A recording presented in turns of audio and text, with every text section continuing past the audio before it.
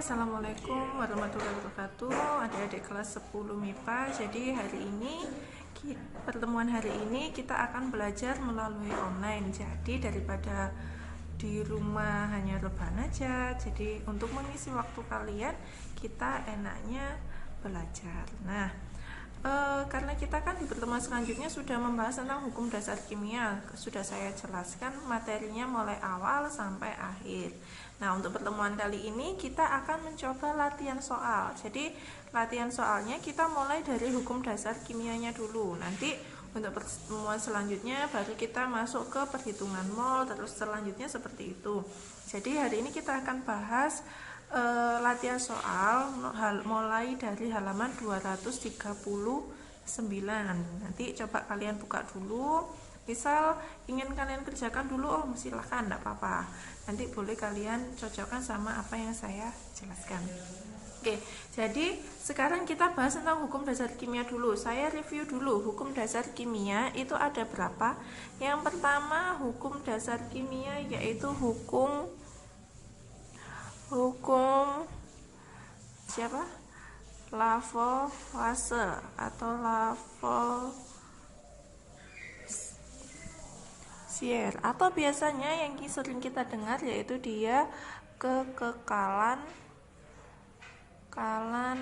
massa.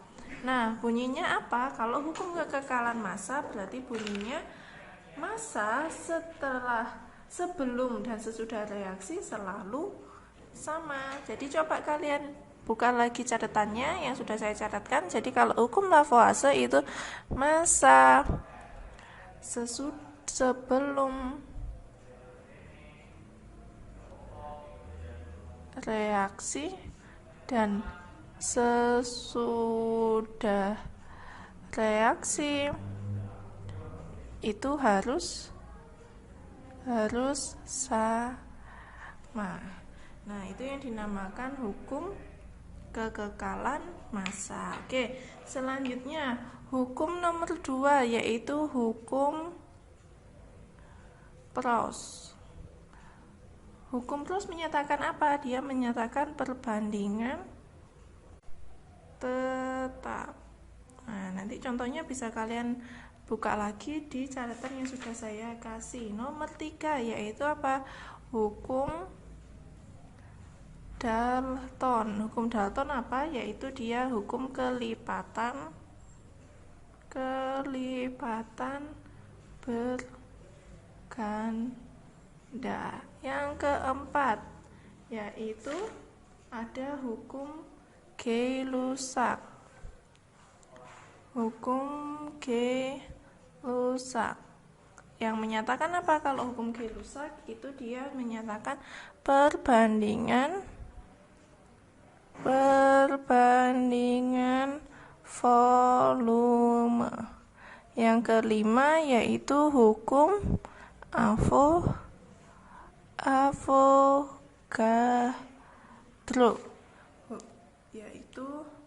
Hukum Avogadro yaitu perbandingan mol sama dengan perbandingan koefisien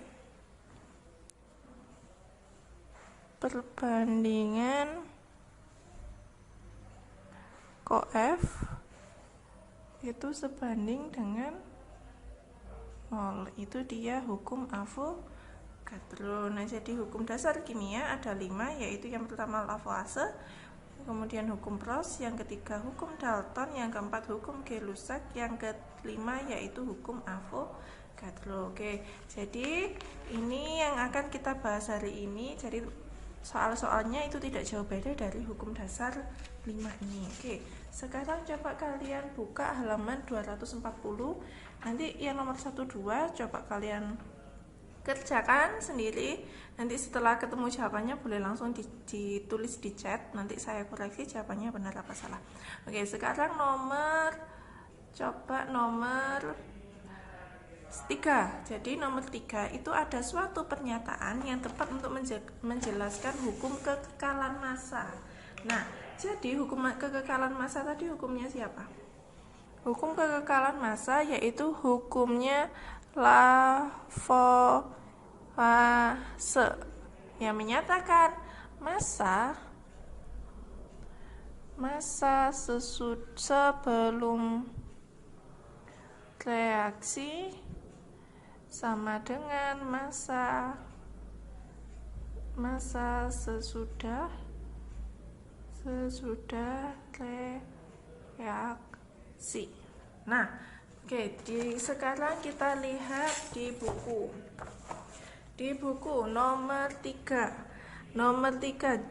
Pernyataan yang paling tepat untuk menjelaskan hukum kekekalan massa adalah yang A. Jumlah molekul sebelum dan sesudah reaksi selalu sama. Nah, molekul itu contohnya apa? Molekul itu contohnya kayak N2O5, CO2, dan H2O, itu dia nggak mungkin selalu sama.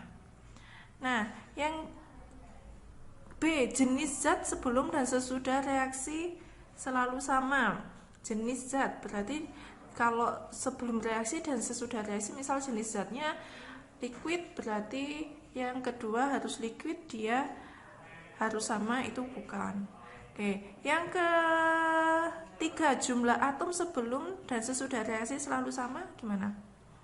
Nah, itu nanti kita bahas lagi. Yang D, volume sebelum dan sesudah reaksi selalu sama.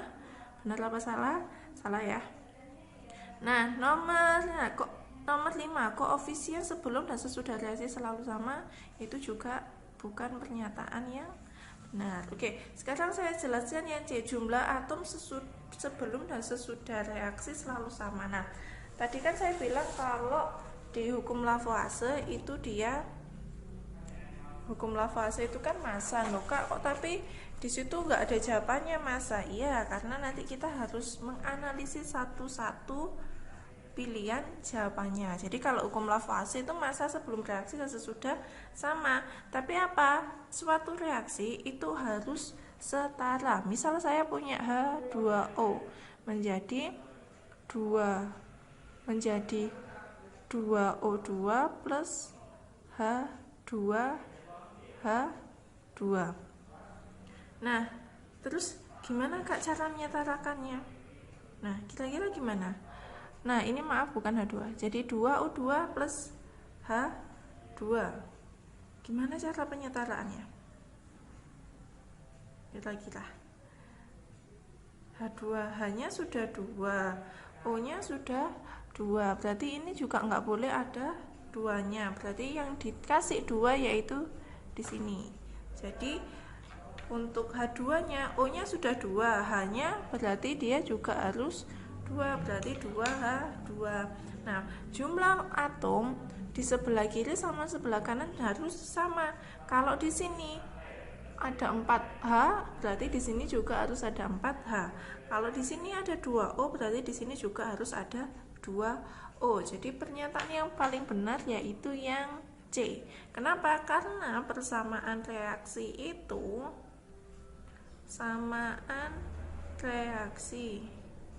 itu harus apa? Harus setara. Jadi jumlah atomnya penyusun kiri dan kanan juga harus sama. Dan ada yang kalau masih bingung silakan langsung kalian tulis di chat. Sekarang yang nomor 4. Senyawa yang mengandung jumlah atom oksigen paling sedikit adalah, nah berarti kalian hitung berapa masing-masing atom oksigen dalam suatu senyawa ini. Nah, di sini ada 4O. Terus di sini di dalam kurung ada 3. Berarti itu jumlahnya 4 atau 7 atau 12.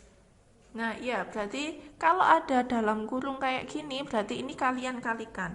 Berarti kalau jumlah O-nya yang di dalam kurung 4, kemudian di luar kurungnya 3, berarti 4 kali 3, 12, berarti 12 atom O. Sekarang yang B. Yang B, Na2. Oh, maaf, ini D ya. Jadi nanti kalian sesuaikan ya sama yang di buku paket. Yang selanjutnya SO4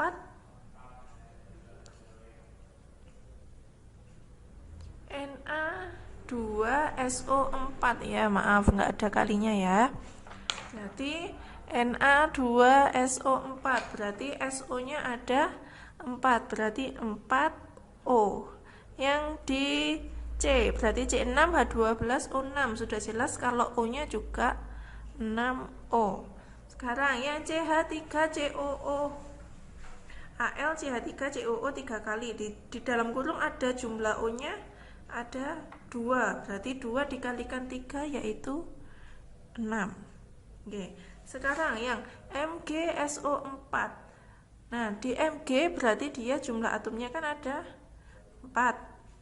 Nah, terus di O, di H2O, yang di H2O saja kan O-nya ada 1. Di sini ada 7, berarti dia juga dikalikan. 1 kali 7 berarti 7. 4 kali 7 sama dengan 11. Berarti atom O yang paling sedikit yaitu terkandung dalam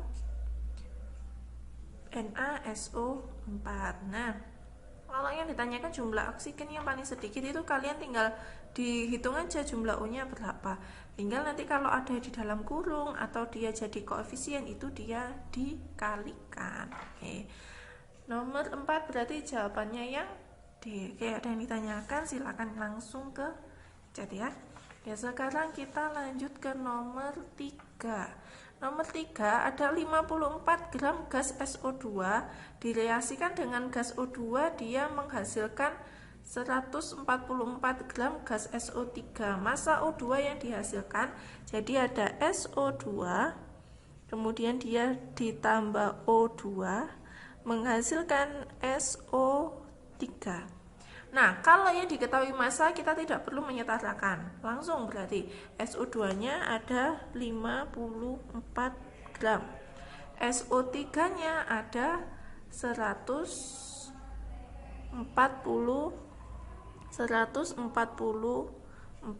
gram. Nah, berarti kalau ada massa itu, kalau massa berarti pakai hukum Lavoisier. Berarti massa di sini sebelum reaksi dan massa setelah reaksi harus sama. Ini yang sebelah kiri kan sebelum, kalau ini setelah.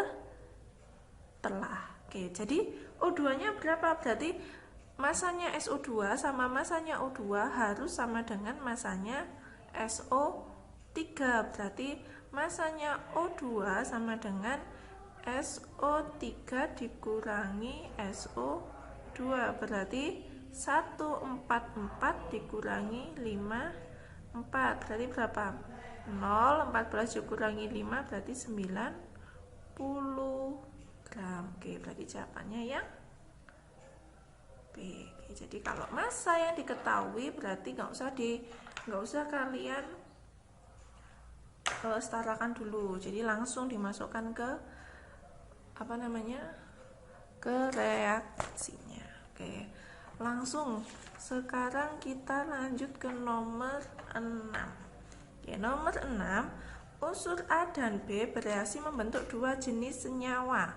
Untuk massa A yang sama, maka perbandingan massa B pada senyawa 1 dan 2 adalah 2:5. Jika rumus senyawa 1 itu AB, maka rumus kimia senyawa 2. Oke, kalau kita pakai perbandingan yang sama itu berarti hukum apa? Kalau perbandingan atau kelipatan berganda, jadi ada A dan B, dia membentuk dua jenis senyawa, berarti dia pakai hukum Dalton. Oke, kita sekarang kerjakan. Oke, senyawa 1. Senyawa 1 kan rumusnya AB. AB, A-nya 1, B-nya 1, berarti perbandingannya 1:1. Oke, senyawa 2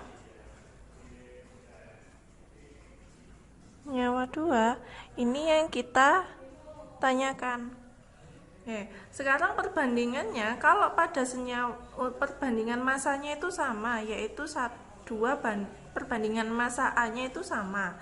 Nah, kalau perbandingan massa B-nya itu 2:5, berarti massa senyawa 2-nya berapa? Berarti kita pakai yang misal kalau senyawa A-nya itu 1:1. Kalau kita jadikan dia ininya kan harus sama B-nya. Kan ini A banding B.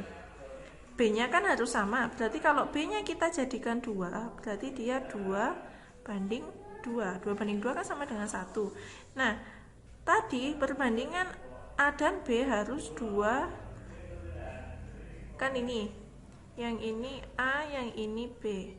Perbandingan B-nya, ini kan B-nya, perbandingan B-nya harus 2:5. Berarti terus massa A-nya juga perbandingannya sama, berarti dia 2. Udah, berarti senyawa A-nya, senyawa 2-nya, berarti tinggal kita masukkan A-nya ada 2, B-nya ada 5, berarti A2, B5. Oke, berarti jawabannya yang C. Oke. Jadi kalau ada pernyataan kayak gini, dilihat, oh senyawa A dia menghasilkan AB. Perbandingan AB di senyawa A1 itu 1:1. Sedangkan yang diminta dia kalau di B-nya dia diminta perbandingannya 2:5. Jadi ini kalian jadikan 2. Kalau skalanya kan harus sama. 2:2 kan sama dengan 1:1. Berarti kalau ini 2, terus berarti A-nya harus 2. Nah, kalau tadi perbandingan B-nya itu 2:5, berarti B-nya untuk di senyawa 2 juga harus 5. Nah, A-nya berapa? Karena A-nya harus sama, berarti A-nya juga 2. Jadi rumusnya A2, B5. Oke, itu yang nomor 6. Sekarang kita lanjut ke nomor 8. Oke, nomor 8. Ada oksida nitrogen.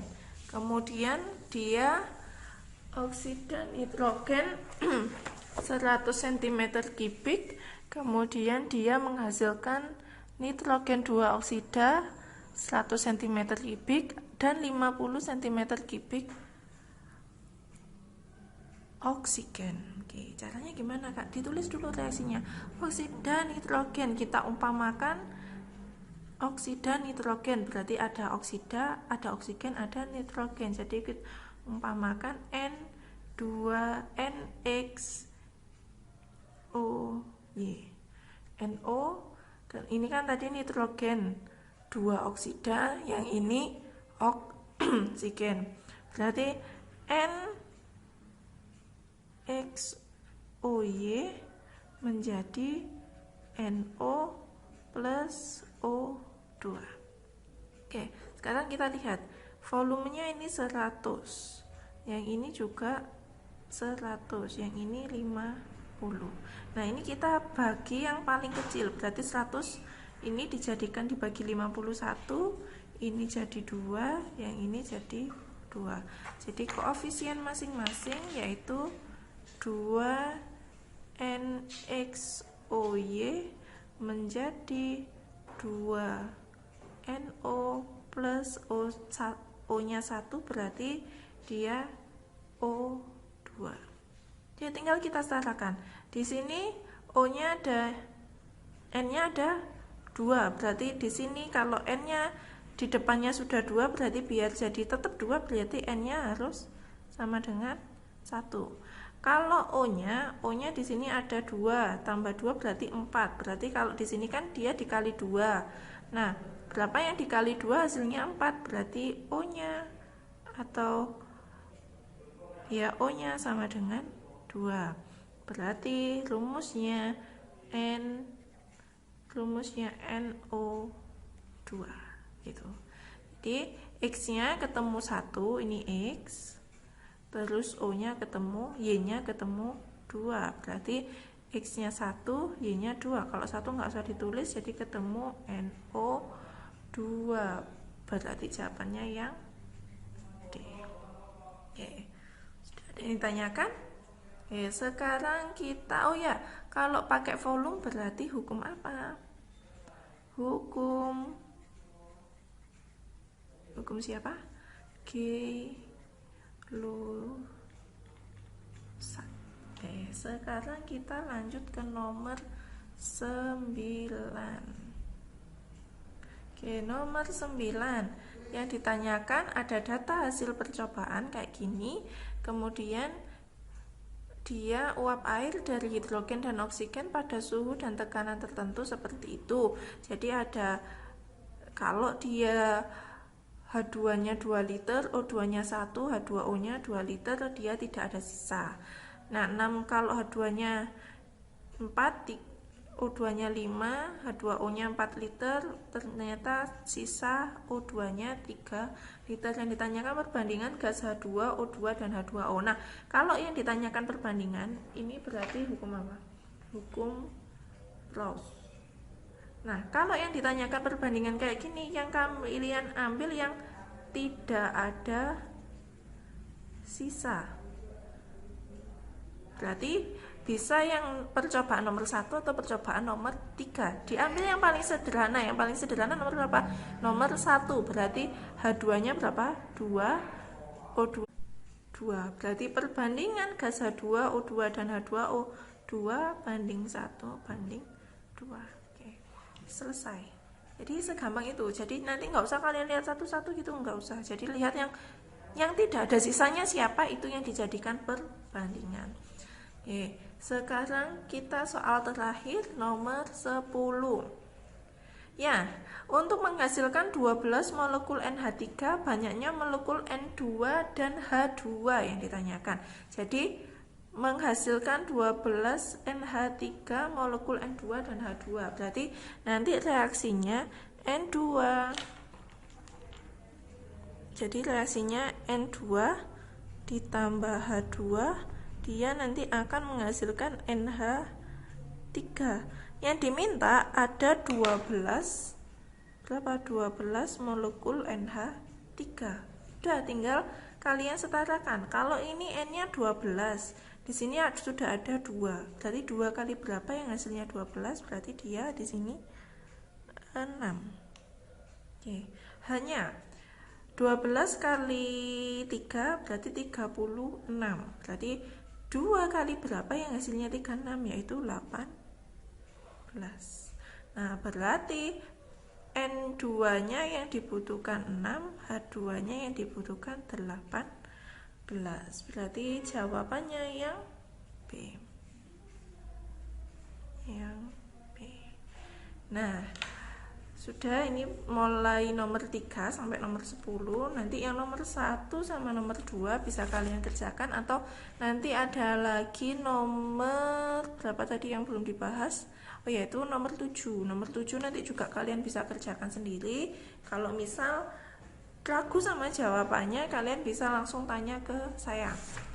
Nah, jadi sekian dulu pertemuan kita untuk membahas selatihan soal tentang hukum dasar kimia.